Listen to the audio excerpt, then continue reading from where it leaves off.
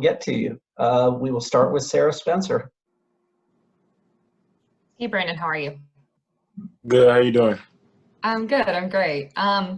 So you were able to help the Hawks to a few wins last season, particularly games where Trae was hurt or out injured. How would you assess your last season? How do you want to build on it moving forward?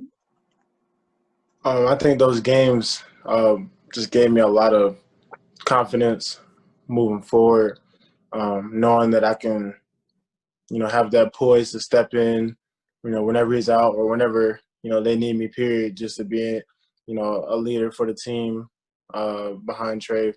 And just finding a good rhythm with those guys is, it was hard, on the two-way, just coming in and, trying to connect with everybody. But I think it's a lot easier now, especially with this camp and moving forward. And I'm looking forward to just keep on building off of it. Okay, next question, Raphael.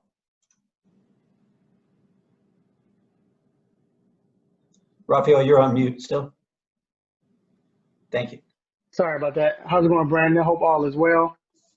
I wanted to ask you. You came in and provided definitely a change of pace and a spark off the bench. Why do you think it worked and everything just fit? If I could say perfectly, as far as being a Hawk and being that backup point guard for the Hawks, besides versus the other teams that you played with beforehand. I think our style was more geared to, our point guard. Obviously, Trae, putting the ball in his hand, playmaking, and getting guys shots. I feel like that was a role that I can help fill. I bring a different type of game than that Trae does, but I'm willing to just do whatever whatever it takes. I feel like I'm that type of player that can just make it fit. I just go out there, play hard, try to get my guys shots, try to get comfortable myself, whether it's scoring the ball or getting stops on defense. So I feel like I just had that mentality where I wanted to come in and do everything and not just be one-dimensional, not just try to score to get myself going, but get stops, make sure I'm leading, and also hitting wide open shots. And also, knowing that you're from here, Atlanta, was that added, I guess, motivation, knowing that your family and friends is here and you playing for your hometown, your home city? Yeah, definitely. I feel like for a lot of guys in the NBA, playing in your hometown is a dream. And for me, it was a dream. And it's just like, take advantage of the opportunity now. Just leave it all out there on the court. Don't be wishing like down the line that I would have did this or did that to stay in Atlanta type of thing. Just, playing as hard as I could, and doing whatever my team needed me to do and letting the rest fall into place. But obviously, I wanted to be here.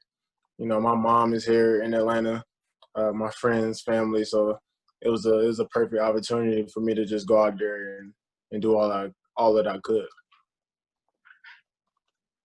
Okay, next up, Andrew Friedman. Hey, Brandon, how are you today? Doing well. How you doing? I'm great, man. Thank you for asking. As a hometown kid from Norcross, I have to ask, you entered this season on a two-way contract with the Skyhawks, and then in February, the team signed you to that multi-year deal. What do you think it says about your story personally that you were able to overcome a lot of obstacles in your life and be able to make it to the league? Well, I think obviously nothing was handed to me.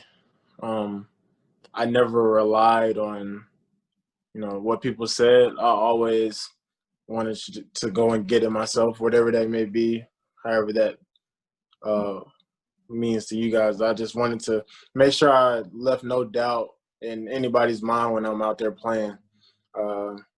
It's cool to score. It's cool to, do the flashy stuff.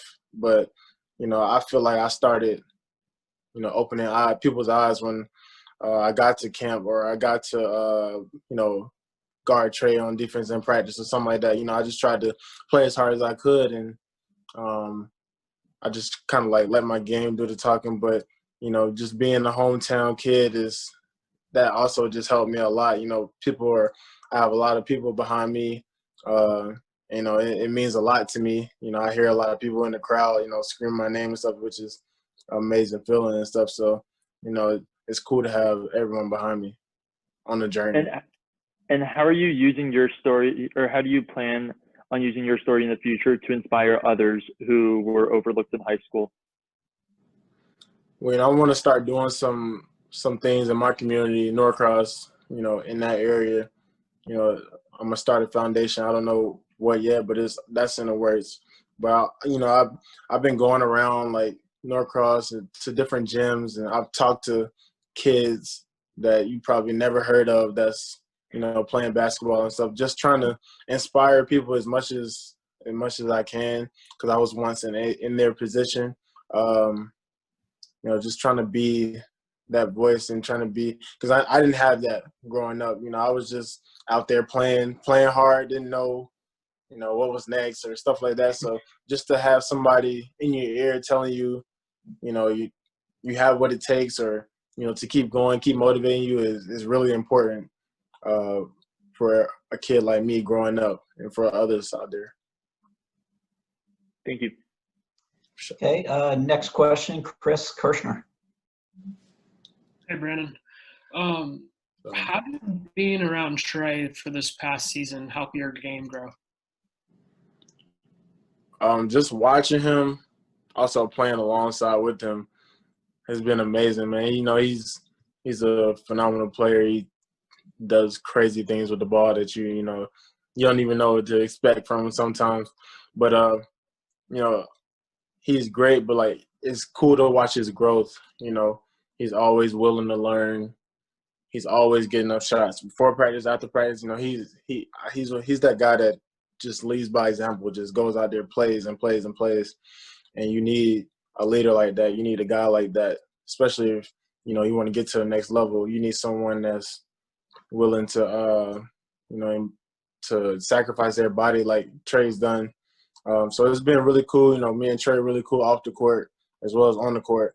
So just being around him, building that that friendship, learning from him how he uses his body as a small guard, drawing fouls, drawing defenders to get somebody else open.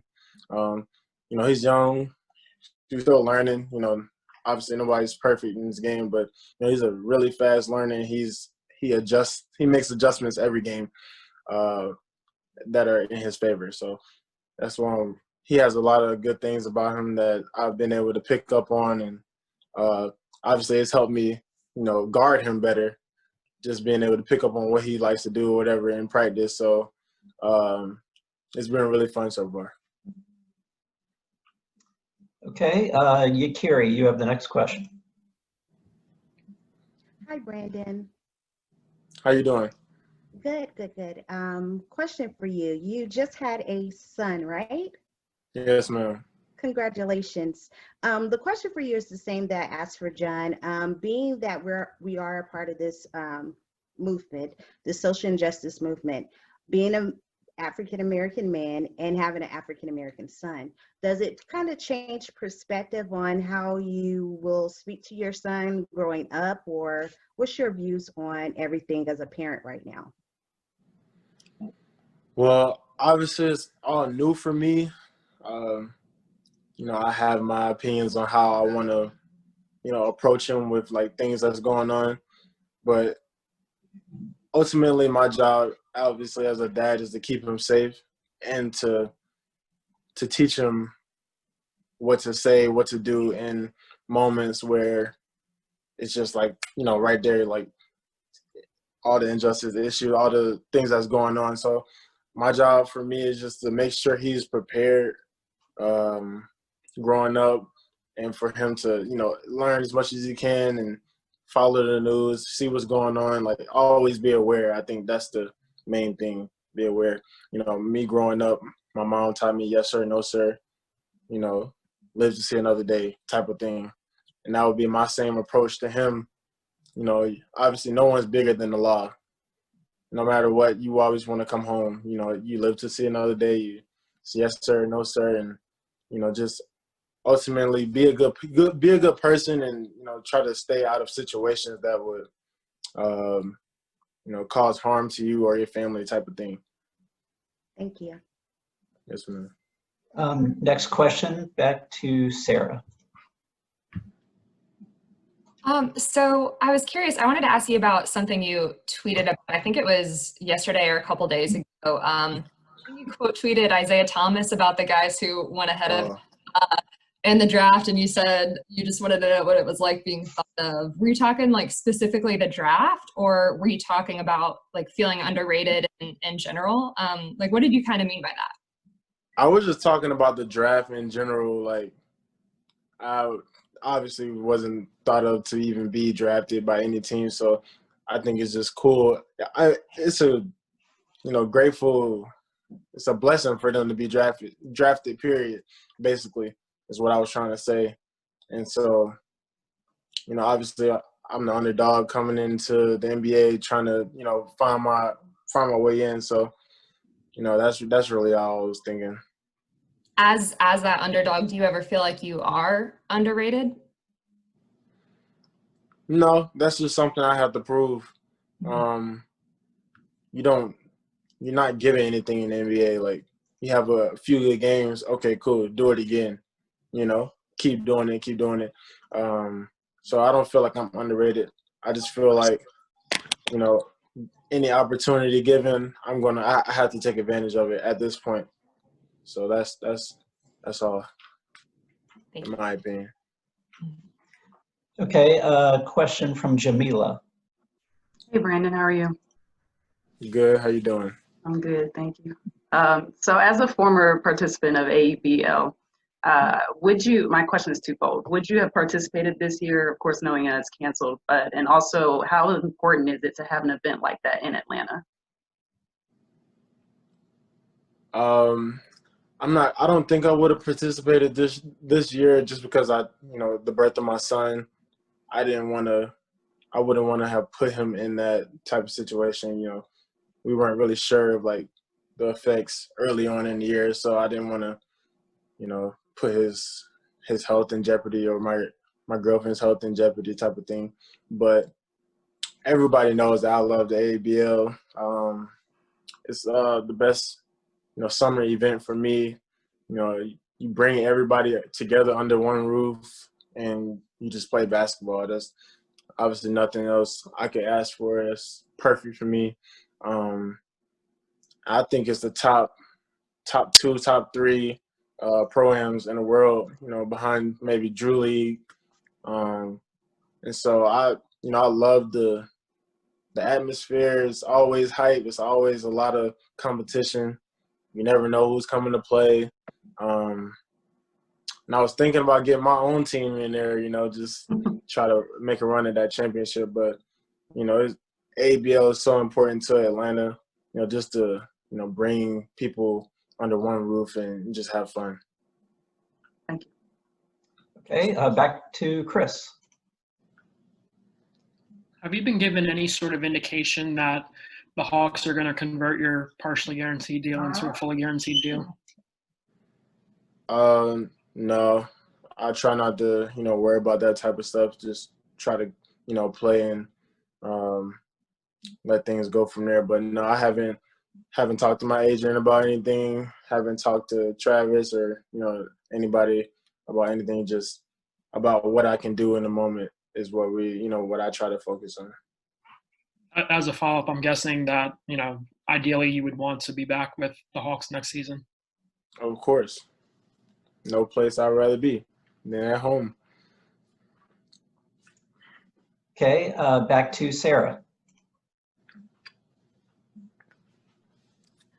What are the biggest things you guys have been focusing on in practices this last week? I would say competing. Obviously, everyone chose to be here, but we could have gone through the motions, with the season being so far away. Maybe, we could have just walked went through the motions and, not really cared about getting better, but everyone is having fun. Everyone's competing. Everyone's, talking mess, just getting each other going and stuff. And I think that's very important, especially if you want to make a run at a championship or, make the playoffs, that type of thing. It has to start within. And I think we made a really big jump with this camp. Obviously we got new guys, Clint, Scal. Clint easily, gel with everyone. Scal's looking good, scoring the ball, playing hard and stuff. And so this camp has been like really huge for us. I would expect that we do another one of these just because of, how much progress we made these last couple of weeks. And so it's been really competitive and fun so far. Has there been a lot of playoff talk? I know that's a lot of things guys have been saying that, the team is motivated to achieve next season, but amongst the team, has there been a lot of chatter about how that's a goal of y'all's? Oh, no, we don't. We don't really talk much about, what we want to do yet. I think we're still just trying to, play hard and, figure out what works best for us type of thing. Coach always has told us at the beginning of this camp that, we weren't going to get everything done in 2 weeks. We weren't going to be the best team in the league in 2 weeks. We're taking baby steps. We just want to take things one step at a time and just keep getting better every day. We have a long time until the season starts, so we don't want to try to jam pack everything into 2 weeks and overstep boundaries or whatever. Okay, back to Raphael. Brandon, is there anything in particular that you're looking to work on when it comes to your game, whether it's offensively, defensively? I think in general, just being more of a leader, vocally, the second unit. If I have to run the second unit, I have to be that Trae for the second unit. I have to, get guys in their right spots, make sure guys are getting shots, keep that energy going, defensively, offensively, whatever it is. I have to be that guy, in my opinion. And obviously, I just want to keep shooting the ball well, whether it's the spot up or, off the dribble. Defensively, probably just be more of a pest on the ball, creating that energy. A lot of times, a lot of games, you're not going to have the energy. You're off of back-to-back or something. Somebody has to make winning plays, whether if it's as a team or if it's someone to get us started. I want to be that guy. And has coach specifically came to you and told you specifically what he wants you to do or what he's Same thing I said. Just, be that guy, create energy, get guys going, obviously knock down my shots, make more shots off the dribble, vocally be a leader, lead the second unit, and, just stay active as much as I can. Like I just said, the back-to-backs, like it's a lot of times we're not going to have a lot of energy. Someone got to create that. He said, I can be that. I should be that. And that's something that I'm willing to be because that's a part of my game. Okay, Kevin Chenard. Brandon, if you've been watching the games in the NBA bubble, is there anything about the style of basketball that you've seen play that you find interesting or exciting? And do you have a prediction for the finals? I feel like everyone's just playing kind of free. It's not a huge crowd. Well, not really a crowd. Sorry, not really a crowd at all. So a lot of guys are just playing a lot more free off the ball. I see a lot of off the ball movement. Obviously, guys that you never thought would, kill like that have been playing well. Obviously before the playoffs started. So, and obviously I got the Lakers to win, but I want the Heat to win just because they're underdogs. No one's expecting them to come in there and beat the Lakers, but I think those guys are tough, and we'll just have to see. you know, if they get down one game, it might be a wrap. All right. Got time for just a couple more. We'll go back to Andrew. Hey, Brandon, you're obviously an avid gamer between Warzone and NBA 2K21. Could you tell us about a time when you encountered a trash talker and how that situation went for them? Well, on 2K, that never goes good for them, my opponent. They like to talk trash, that saying that I'm on the bench or whatever, and then I end up killing them and, you know, crossing them up, making threes, and I don't even say nothing back, and they just, you know, they're just quiet. But on Warzone, you know, I don't go back and forth with people. You know, I'm always the best one in the lobby, so there's no reason for me to talk trash to them. So that's how I look at it. Okay. Back to Raphael. So you coming in, like you said, you finally found a team, it seems like, with the Atlanta Hawks. When you think about that moment that you had that really, I guess you think about and it's like, wow, I can't believe I had that or did that. Can you talk about that moment here in Atlanta?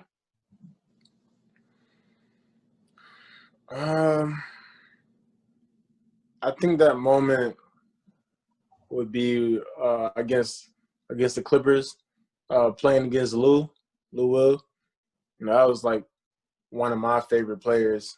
Obviously, he's from Goodwin. He's from the area I'm from, and you know, we on the north side we look at him as like a god almost. Like, you know, everyone wants to follow in his footsteps. So, just being able to play against him, guard him, and then I think I hit like a nice shot on him, and I was like, oh, okay, like it's real now, like type of thing. So that was a surreal moment for me. Hometown, you know, playing against him in my hometown, in our hometowns. It was probably my best moment, my favorite moment. And that leads me, I was going to ask you, has there been a vet, of course, besides Vince, but a vet from any other team in the league that you've looked up to, that you got a chance to speak to or gave you some advice or anything? Chris Paul, Kyrie. You know, we went to OKC. Chris Paul, I think it was like during a timeout, he just like kind of grabbed my jersey. I didn't know what was going on at first, and you know, I thought he was like mad or something. He grabbed my jersey like, "Young fella, I like what you're doing.